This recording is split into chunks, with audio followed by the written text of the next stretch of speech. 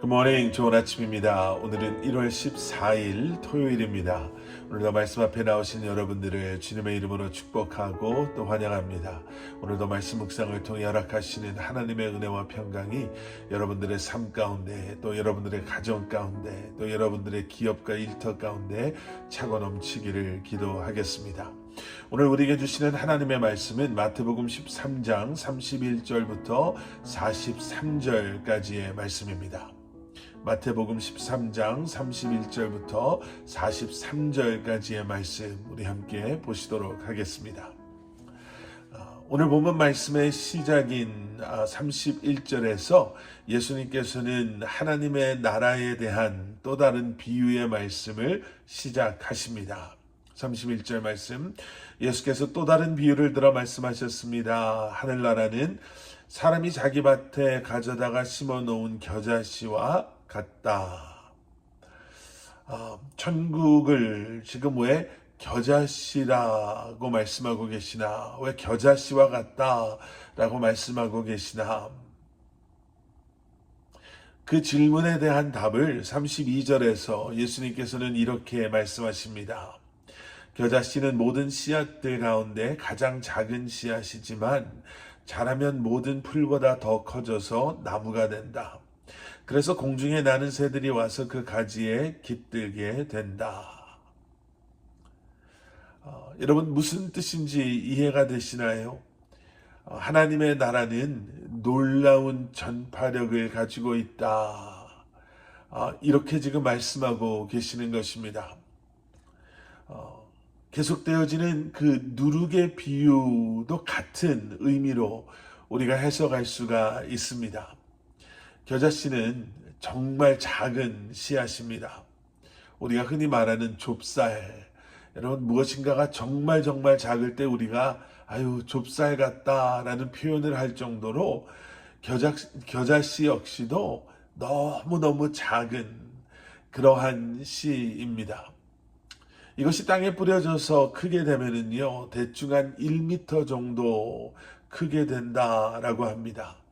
그런데 아주 좋은 땅에 또 충분한 수분과 또 햇빛과 영양소가 공급되어진다면 크게는 3m 정도까지도 크게 된다라고 하죠.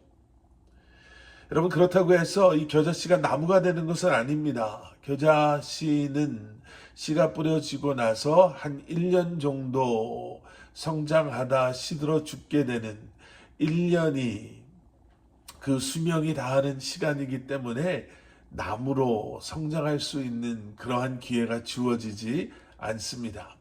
그래서 예수님께서도 오늘 본문에서 그 겨자씨는 자라면 모든 풀보다 더 커져서 나무가 된다 이렇게 말씀하고 계시거든요. 풀이지만 풀보다 더 커서 마치 나무처럼 되어지는 것. 그 지역, 이스라엘에 5월이 되면 더운 바람이 불기 시작하고 또 비가 많이 내리지 않은 때가 되면 이 겨자풀, 이 겨자 풀은 마르기 시작한다라고 합니다. 그러면서 잎사귀는 다 떨어져 버리고 그 줄기와 가지는 아주 단단한 말라버리는 그러한 모습을 갖추게 된다는 거예요. 그리고 그곳에 새들이 와서 쉬는 그러한 자리가 된다라고 합니다. 이스라엘 사람들에게는 그 모습이 제법 익숙한 모습이 된 것이죠. 좁쌀같이 작았던 씨앗이 그렇게 새가 쉴 수 있도록 그렇게 자라게 되는 것. 그 모습을 보면서 사람들은 기적과 같다라고 생각했었다고 합니다. 자, 그런데 더 놀라운 것은 이 겨자씨의 놀라운 번식력에도 있습니다. 그렇게 한 해가 지나고 그 겨자풀이 말라서 그리고 시간이 지나서 더 이상 새들이 쉴 수 있는 그러한 자리로 남아있지 못하고 죽게 되었을 때 모든 것이 다 끝난 것처럼 보이는 그곳에서 다음 해가 되면 더 많은 그러한 겨자 새싹이 돋아나기 시작하고 그리고 겨자풀이 겨자꽃이 피게 된다라는 것이죠. 지금 예수님께서는 바로 그러한 겨자씨처럼 천국도 그리하다라고 말씀해 주고 계십니다. 예수님께서 선포하고 계시는 천국 복음은 겨자씨처럼 또 누룩처럼 별 볼 일 없어 보이고 너무나도 작아서 중요해 보이지 않고 조금만 바람이 불어도 날라가 없어져 버리는 것 같지만 그 겨자씨가 땅에 떨어지고 그 누룩이 밀가루 반죽에 들어가면 겨자씨처럼 누룩처럼 퍼져나가는 것, 바로 그것이 천국 하나님의 나라다라는 것이죠. 지금 그것을 제자들에게 가르치고 계시는 것입니다. 천국은 처음에는 보잘것없이 보여집니다. 세상에 취해 있는 사람들에게 천국 복음은 너무나도 초라하게 세상의 것과는 비교되지 않을 정도로 작게 느껴질 수도 있습니다. 또 예수님의 이 땅에 오심도 또 제자들의 모습도 하나님의 말씀도 여러분 세상에 비교해 보면 초라해 보일 수 있고 작아 보이고 중요해 보이지 않을 수 있습니다. 이러한 초라한 모습은요, 초대교회의 시작에서도 우리는 볼 수 있습니다. 사도 바울은 고린도전서 1장 26절부터 28절에서 초대교회 성도들에 대해서 이렇게 말하는 것을 우리가 볼 수가 있죠.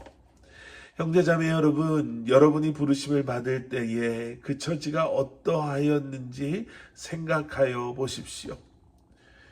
육신의 기준으로 보아서 지혜 있는 사람이 많지 않고 권력 있는 사람이 많지 않고 가문이 훌륭한 사람이 많지 않았습니다. 그런데 하나님께서는 지혜 있는 자들을 부끄럽게 하시려고 세상의 어리석은 것들을 택하셨으며 강한 것들을 부끄럽게 하시려고 세상의 약한 것들을 택하셨습니다. 하나님께서는 세상에서 비천한 것들과 멸시받는 것들을 택하셨으니 곧 잘났다고 하는 것들을 없애시려고 아무것도 아닌 것들을 택하셨습니다. 초대교회의 그 놀라운 역사 속에 서 있었던 사람들은 육신의 기준으로 보아서는 지혜 있는 자들도 아니요, 권력 있는 자들도 아니요, 가문이 훌륭한 사람도 아니었지만 예수 그리스도의 십자가의 복음이 그 천국의 비밀이 그들에게 주어졌을 때 하나님께서는 그러한 그들을 통해서 하나님의 나라가 이 땅에 임하게 하셨음을, 그들의 지혜가 아닌 성령님의 지혜로 세상에 똑똑하다는 사람들을 부끄럽게 만드시고 우리의 힘과 능력이 아닌 성령 하나님의 능력으로 세상에 힘있다 하는 사람들을 부끄럽게 하셨으며 세상에서 멸시받고 천대받는 사람들을 통해서 교만하고 자기중심적으로 살아갔던 사람들을 부끄럽게 하셨음을 사도 바울은 다시 한번 말씀해 주고 계시는 것입니다. 여러분, 우리는 천국 비밀을 소유한 사람들입니다. 세상에서 우리가 아무리 초라해 보이고 연약해 보이고 무지해 보이고 그리고 세상 사람들에게 인정받지 못한다 하더라도 우리는 세상이 감당할 수 없는 그러한 천국의 비밀과 천국의 소망을 소유한 사람들입니다. 말라 비틀어져 있는 것처럼 보이지만 그곳에 세상에서 상처받고 외면받고 소외된 수많은 사람들이 쉼을 얻을 수 있는 그러한 삶. 다 말라 비틀어져서 이제는 더 이상 그 흔적도 남아있는 것처럼 보여지지 않지만 다시 한번 생명의 때가 이르렀을 때 예전보다 더 많은 싹을 틔우고 꽃을 피우며 열매를 맺는 삶을 살아가는, 오늘도 저와 여러분이 그러한 삶으로 이미 부름받았음을 기억하심으로 이 한날을 하나님의 나라 백성들로 살아가시는 저와 여러분들이 될 수 있기를 주님의 이름으로 간절히 축원합니다. 함께 기도하시겠습니다. 사랑의 아버지 하나님, 세상 사람들이 우리를 몰라주고 세상에서 우리가 손해를 보고 피해를 봐도 우리의 연약함으로 때로는 우리가 원하고 세상이 요구하는 일들을 우리가 해낼 수 없다 하더라도 그곳에 머물러 있는 인생이 아닌 다시 한번 성령 하나님의 지혜와 능력으로 다시 한번 우리를 존귀하다 부르시는 주님의 그 음성에 귀 기울이며 이 한날도 하나님의 나라를 소유한 하나님의 나라의 백성들로 도래할 하나님의 나라를 소망하며 이 땅에서 그 천국 복음의 삶을 살아가는 저희들이 되게 하여 주시옵소서. 예수 그리스도 이름 받들어 간절히 기도드렸사옵나이다. 아멘.